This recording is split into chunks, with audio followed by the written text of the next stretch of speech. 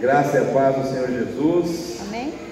A todas as irmãs e ao lares. Não é culto de MCM, tá? Então, só para deixar bem claro isso, porque existe uma predominância feminina aqui indiscutível, né?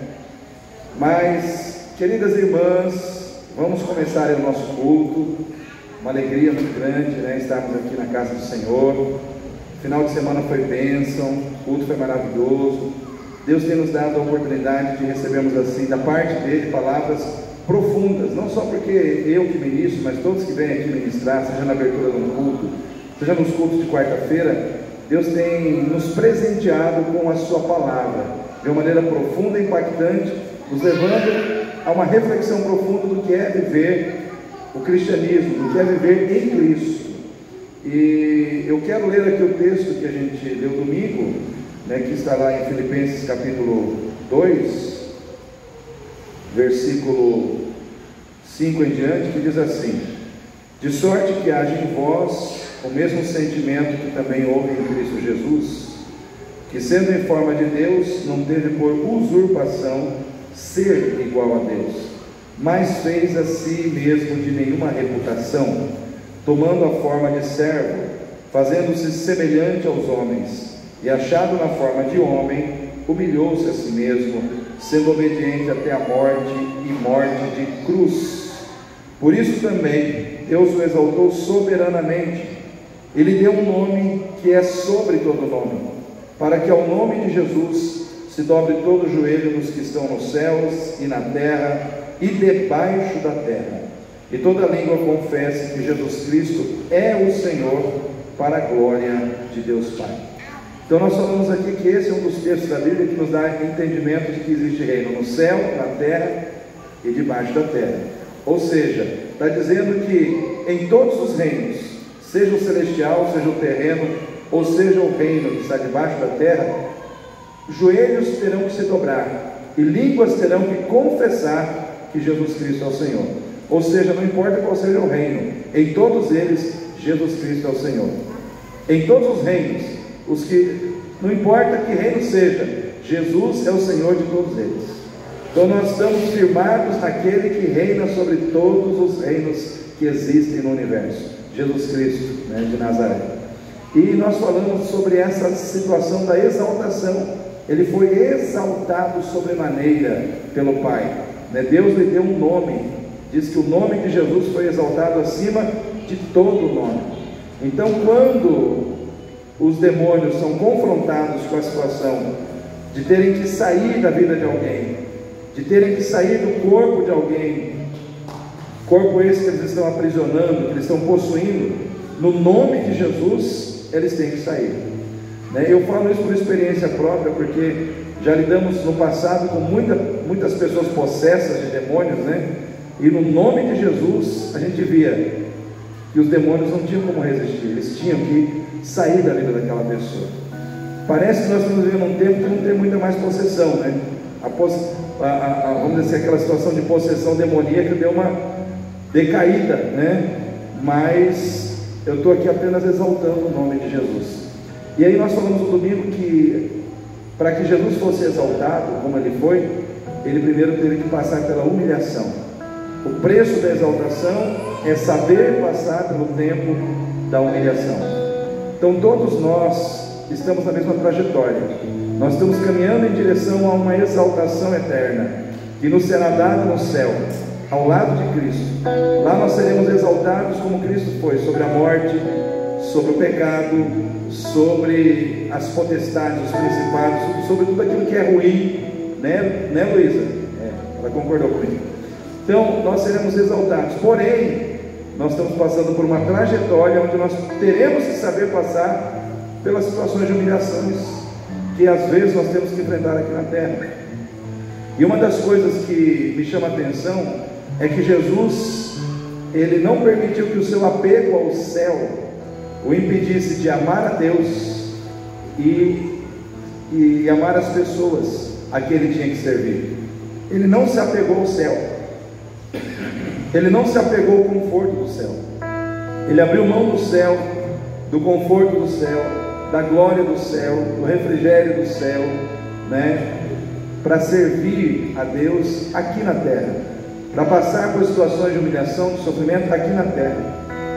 Ele abriu mão de todo o conforto que o céu lhe dava para servir a Deus e para servir as pessoas por amor no desconforto da terra. E eu vejo assim que quando a gente fala a palavra conforto, todos nós queremos ter conforto. Sim ou não, irmãos? Quem aqui não gosta? Quem aqui gosta de conforto? Todos nós gostamos de conforto. Não é pecado buscar conforto. Não é pecado querer ter conforto financeiro, conforto material, conforto na vida. Tudo isso é muito bom. O problema é quando nós queremos construir um céu na terra e aí a gente não quer descer do nosso céu para servir. A gente não quer descer do nosso céu para se fazer servo de Deus, para se fazer servo das pessoas. O grande problema hoje é que muitos crentes querem construir um céu na terra e aí não querem deixar o seu céu, não querem deixar o conforto do seu céu terreno para servir. E isso, irmãos, nós não podemos deixar acontecer conosco. Não podemos permitir que esse entendimento ou que essa disposição entre no nosso coração. Não podemos permitir que o conforto da vida material faça de nós crentes preguiçosos, vagarosos, crentes, irmãos, indispostos para servir a Deus, para servir as pessoas.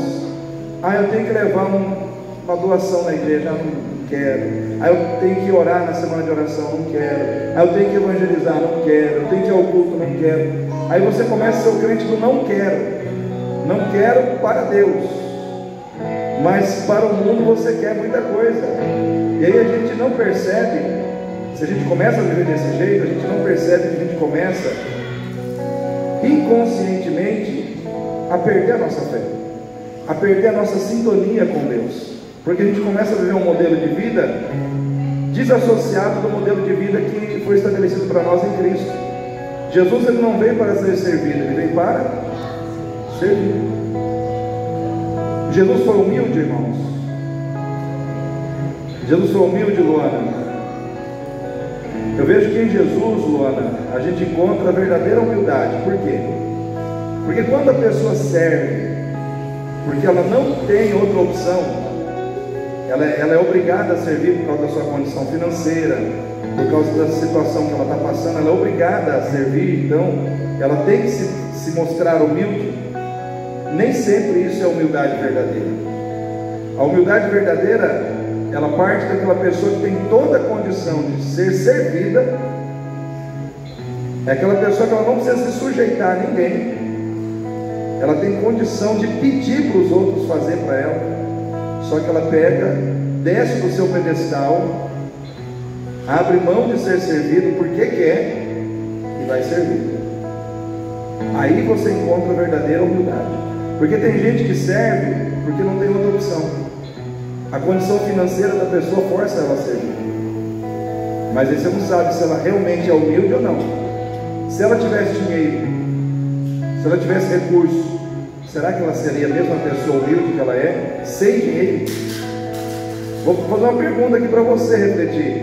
Você, sem dinheiro, seria a mesma pessoa se você tivesse muito dinheiro? Essa é uma pergunta que você tem que responder para você mesmo. Porque às vezes a gente é uma pessoa sem dinheiro. Não tem aquela frase: quer conhecer alguém, dê poder a essa pessoa? É assim, irmão. Eu olho assim para muitas pessoas que eu conheço, e eu vejo que se determinadas pessoas tivessem poder, eu acho que nem na igreja estariam mais. E aí eu fico vendo como que Deus é sábio. Ele não permite que a pessoa tenha muito, por amor àquela pessoa, para que aquela pessoa não se perca, para que aquela pessoa não saia dos caminhos dele. E aí Deus prefere não dar para ela o que ela tanto quer, que é muito dinheiro. Porque a pessoa sem muito dinheiro, ela ainda consegue permanecer com Deus.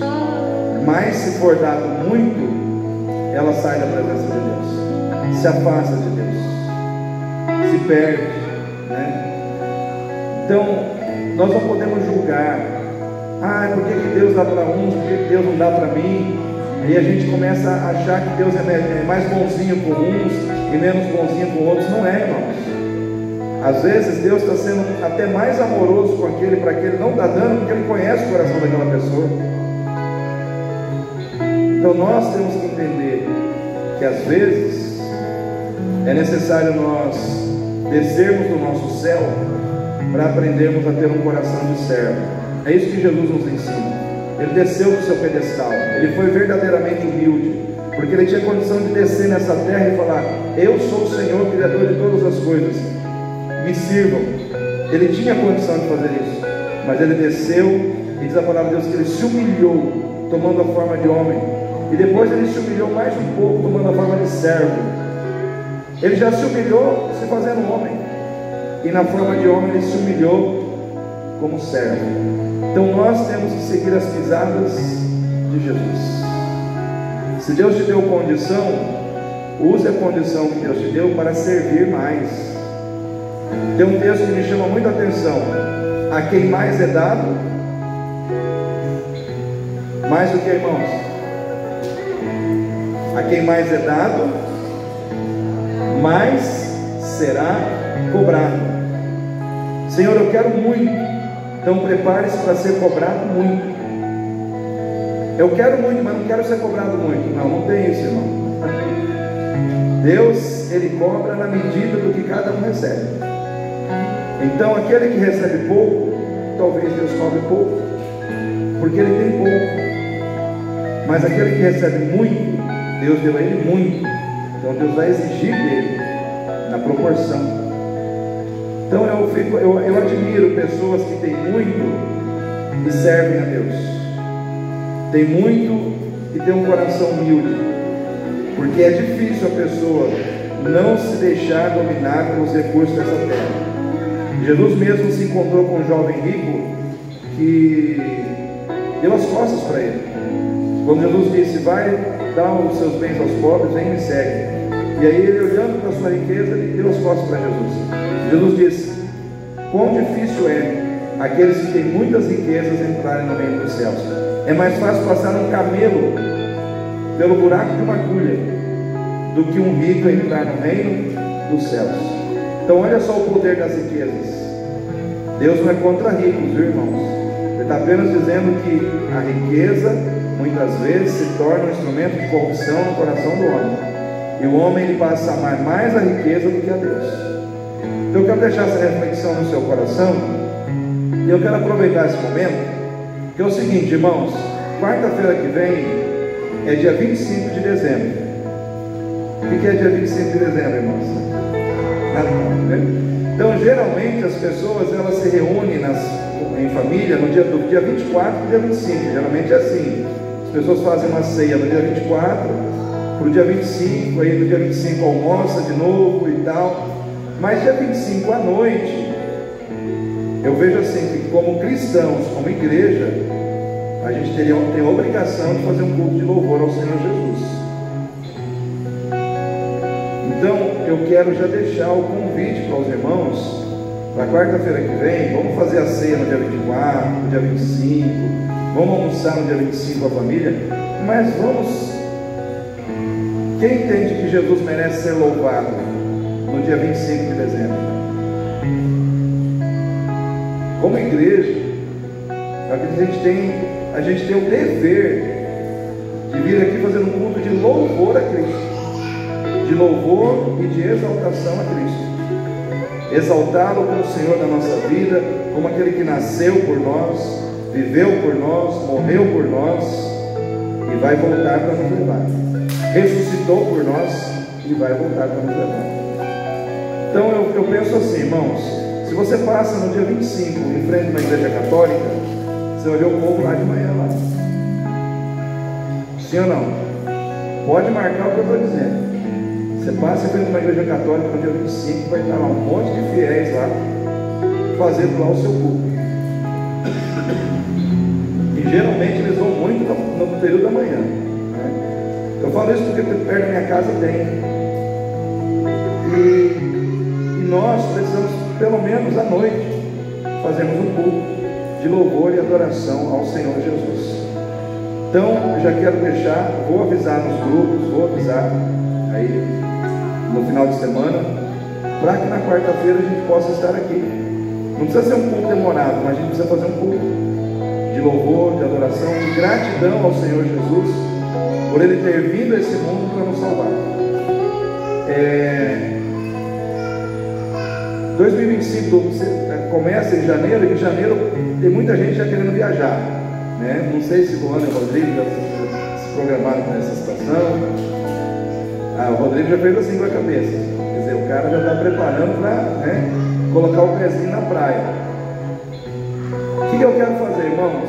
Domingo que vem agora, próximo domingo de manhã, depois da EBD, eu quero ter uma rápida reunião com os irmãos que foram eleitos aí da nova diretoria, né? Irmã Sandra, irmã Lúcia, que começaram agora, os demais, domingo de manhã, após EBD, para a gente falar rapidamente sobre o início do ano, porque eu sei que no início do ano muita gente vai se ausentar, e para mim encontrar os irmãos aqui, eu tenho que encontrar os irmãos agora antes, um pouquinho antes, né? Então antes da virada aí, a gente sentar aqui um pouquinho, conversarmos juntos, orarmos juntos, para nos prepararmos para 2025, porque a igreja não tem férias, irmãos. A igreja não tem férias. Irmãos, entenderam? A igreja não fecha, não tem férias coletivas. Estamos de férias coletivas, igreja fechou. Não tem, irmãos. Os irmãos têm direito a descansar, a tirar férias, mas se um saiu, tem que ficar o outro no lugar, e assim sucessivamente.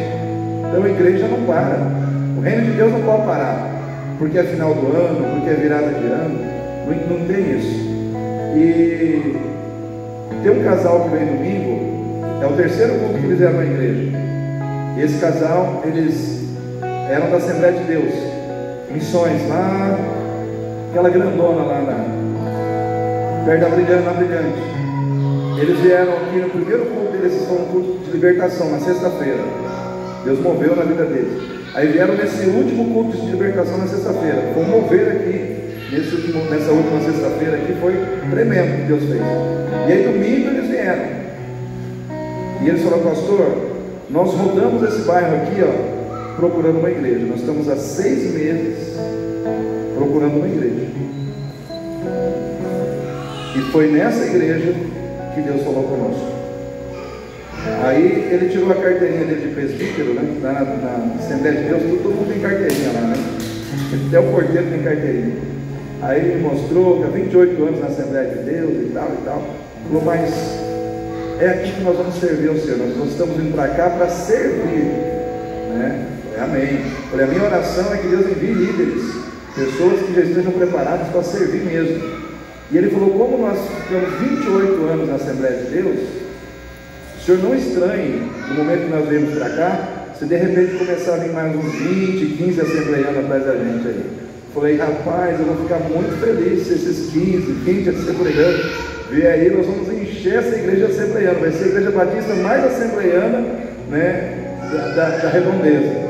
E aí nós vamos trazer toda essa assembleiana para o culto de libertação. Aí vai ter gente aqui com cadeira voando, gente falando em línguas, não sou o pastor, né? Mas a gente eu quero crer que existe um mover aí de Deus acontecendo, né, nessas situações todas. Então, tempos novos tempos, pessoas sinalizando de vir para cá, né? E com a intenção de trazer outras pessoas para cá também. Então tudo isso é bênção, tudo isso redunda em uma palavra que me chama muita atenção: crescimento, né? Crescimento. Então essa igreja batista em Itatiaia, ela tem uma característica de uma igreja avivada. Aqui nós cremos nos dons, aqui nós falamos em línguas, aqui nós oramos por cura, aqui nós ministramos libertação. Quer queira, quer não, as pessoas que estão nessas outras linhas evangélicas se sentem bem no nosso meio, né? Então vamos abrir a porta para que essas pessoas que não estão congregando possam novamente encontrar um lugar para congregar. Então nesse momento quero que você fique em pé. Vamos louvar a Deus, adorar e exaltar o nome do Senhor Jesus. porque Ele é digno de ser louvado. A Ele a honra, a Ele a glória, a Ele o louvor. O tempo de cantar chegou,